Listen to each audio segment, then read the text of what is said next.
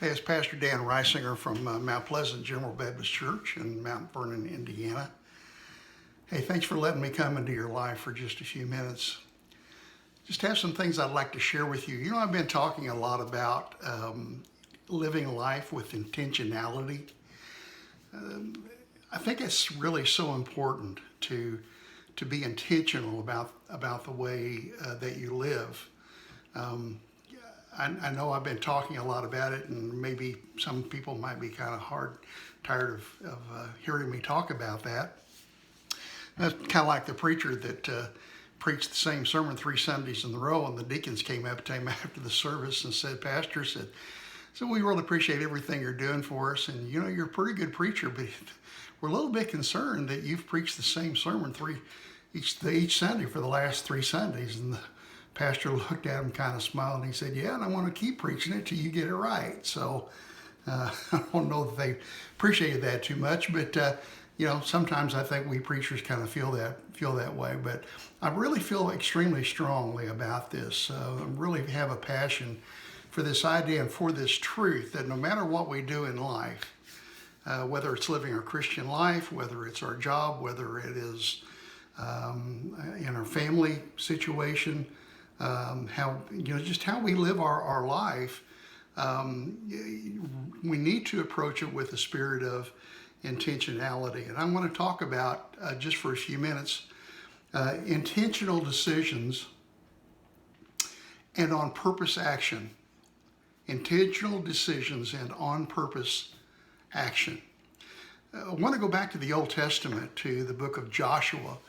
Joshua was a figure that probably was familiar if you know anything about the Old Testament, if you know much about the Bible, that Joshua was a predominant character, a predominant figure during the time of the Exodus, and certainly during the life and the ministry of Moses.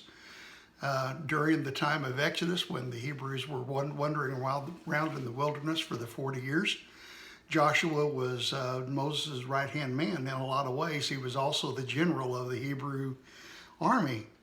And after Moses died, then Joshua was the selected successor to the leadership of the people. And so we might be familiar with Joshua, but there's one thing that is true about Joshua, is Joshua was a man who lived his life with intentionality. He lived his life dedicated to integrity and to excellence. And he wasn't afraid to stand and make a stand on the characteristics and the values that was developed through his commitment to intentionality and through his commitment to integrity and excellence. So he was willing to stand even if he was in the minority, if he felt that he was right, if he felt that he was in tune with what God wanted him to do. It didn't matter. It didn't matter. And he made that stand. And so as a result of that, Joshua carried a lot of influence with the people and was respected throughout his life. You know, the fact is that even though this event that I'm talking about took place over 3,500 years ago, I can't, I'm having a hard enough time to remember the last 20 years, let alone 3,500 years. But about 3,500 years ago is when this event took place. And Joshua, which is interesting, in the Old Testament, the name Joshua is Jesus in the New Testament, which means he will save. And so Joshua was that for the Hebrew people during this time frame of their history. And so Joshua was faithful, Joshua served, Joshua lived his life, again, with intentionality. He lived his life with integrity. He lived his life geared toward the spirit of excellence. And so when his time came, when he knew that it was about time for him to leave the scene, it was about time that his ministry was coming to an end, his leadership was coming to an end, he had observed and seen all the things that had happened, and he called the leaders of the people together, and he gave them a charge. And so what he says in Joshua chapter 24 and verse 25, he says, choose you choose this day who you will serve. So that's what he said. Choose this day which God you're going to serve. You're going to serve our God. You're going to serve the God of the Amorites. You're going to serve the God of your fathers that they worshipped when they were still in slavery in Egypt.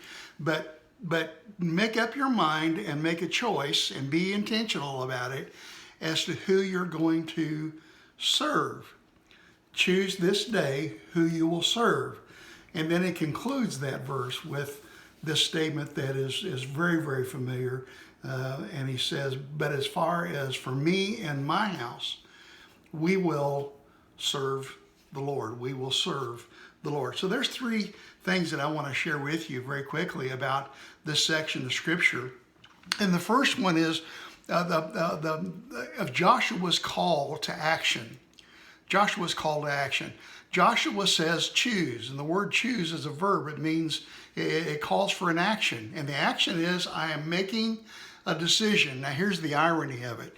You may say, you know what? I'm not going to make a decision. The irony about that is when you choose not to make a decision, you've made a decision.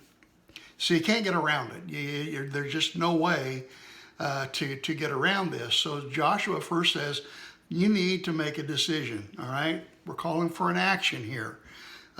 Make up your mind. Choose. And the call is to choose who you're going to serve. Which God you're going to serve? How you're going to live your life? What's going to be the focus of your life? What are going to be your values? What's going to be the characteristics that you're going to seek to embody and to live and to express by your life? What are you choosing to do with your life and with your life choices? So that's the first thing that he says. You can't get around it. You got to choose. It's the requirement that you've got to choose. You know, unfortunately, there's a lot of people who are just kind of going through life kind of nonchalantly and without direction and without any sense of they don't really have any goals. They really don't have anything they want to do. They're just kind of letting life happen, you know, and they're satisfied with mediocrity, and they're satisfied with just letting life pass them by. And by the way, to be honest about it, there's another word for mediocrity. It's called laziness. Laziness. People don't want to say I'm not lazy. I'm just not going to worry about life. I'm just not going to worry about it. And it doesn't matter to me. I'm not into success and so forth and so on. And you know what? That's not God's call for us in our life. God's call for us is to live a life with intentionality, to live a life with integrity, and to live a life with excellence and to really share that. You know, it reminds me of the story of this young man in college, and he was kind of living his life like that. He was approaching his college studies like that. You know, not really caring, just doing enough to get by. Know anybody like that?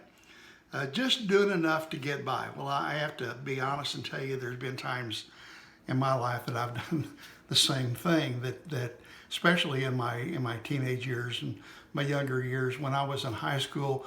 You know, my idea and my philosophy and thought of graduation was it was like getting paroled, you know, and but I didn't really try. I was a mediocre student, and I really didn't study that hard, and I did enough to get by, and I was happy with that, and you know, that was it.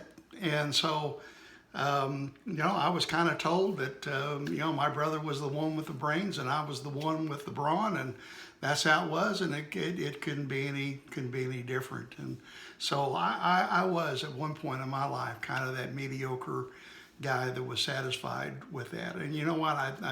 If I'm not careful, I can easily allow myself to kind of slide into that mentality. So I have to really keep on top of it. I have to be very intentional about the way I live, and I want to do that. But anyway, there's the student, and then the college professor is seeing him, and he sees potential in this young man. He sees that he could be doing a whole lot better than what he's doing. So finally, one day after his class, the professor calls the student over and he says, "Sir, young man, I can see that you are not living up to anywhere close to the potential that I see in you. And he said, you know what your problem is? Do you understand what it means to be ignorant and apathetic? And the young man kind of looked at him and shrugged his shoulder. He said, well, I don't know. I don't care. And he walks out of the room. And I'm afraid there's too many people in our world that's kind of that mentality. I don't know and I don't care. Don't want to know. And so as a result, they're being satisfied with living a life of mediocrity. Well, that's not what God wants us to do. That's not what we are called and created to do. We're to make a choice. We're to make a choice. And I'm calling you to make a choice toward excellence. The next thing that comes up, the first one is Joshua calls for a decision. The next thing Joshua calls is Joshua identifies the sense of urgency. There's a sense of urgency. Choose you, make it personal. You choose this day, right now. Don't wait. You can't afford to wait. Don't wait until tomorrow, because tomorrow never comes. Make the choice now. There's too many people who's going through life and they're trying to put off those decisions, and they're saying to themselves, I'm not ready. It's not the right time. I'm afraid I'm going to fail. I'm afraid what people are going to say. Good intentions, maybe even big deal. This is what I'm going to do with my life, and this is where I'm going to go. And the problem is they talk about it, and they talk about what they want to do, and they talk about what they want to accomplish, but then they never do nothing. They never do anything to start the process toward achieving what it is they say is the goal of their life. And so you got to start, and the time to start is now. You'll never be ready. You'll never have everything. You'll never have all your ducks in a row. You'll never have a perfect time. It doesn't exist. So you have to start at some point. You start at some point. And so choose now. The Apostle Paul wrote to the Corinthian church, and he says, behold, now, this moment is the accepted time. Behold, now is the day of salvation. In other words, he's saying you need to make up your mind now. Now's the time. Now's the opportunity. Don't squander the opportunity. When I talk about opportunity, and I'm waiting until I feel like doing it. Or waiting for the right time. I have another confession to make. There have been a lot of times I regret the windows of opportunity that I have passed by in my life because I failed to act, because I didn't do it because I didn't feel like it, or I was afraid what someone was going to say, or I was afraid I was going to fail. Failure is part of life, and failure is part of growth. Thomas Edison, the man who invented the incandescent light bulb, a reporter asked him one time, he said, Mr. Edison, he said, how do you deal with being a failure?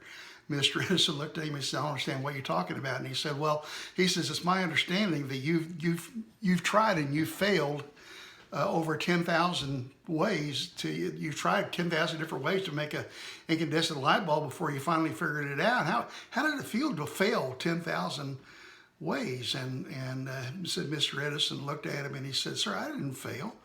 He said, I just found out there's 10,000 different ways not to make a light bulb. And so we have to, we have to move on, and we have to be ready to make the decision now. There's a story about a preacher. He was preaching about going to heaven and the need to be ready to go to heaven. And he said, everybody who wants to go to heaven right now, stand up. And everybody in the sanctuary stood up except one little boy about second row back, and the pastor went down. And he said, excuse me. And man said, don't you want to go to heaven someday? And the little boy looked at him and said, yeah, preacher. He said, but I thought you meant you were getting a group to go right now. But we need to be ready. We need to be ready. Stop waiting for the right moment. This is your right moment. And then the third thing is we got the call to action. We have the call to urgency. You got to make a decision right now. And here's the third thing. The third thing toward moving with intentionality is making the decision and following through with that decision. Here's a riddle. There's 5 frogs on a log. 4 of the frogs decide to jump off. How many frogs are left on the log? The answer is 5. You say, wait. 4 frogs decided to jump off into the water. They should only leave 1 frog. No. There's a big difference between deciding to jump and actually doing it.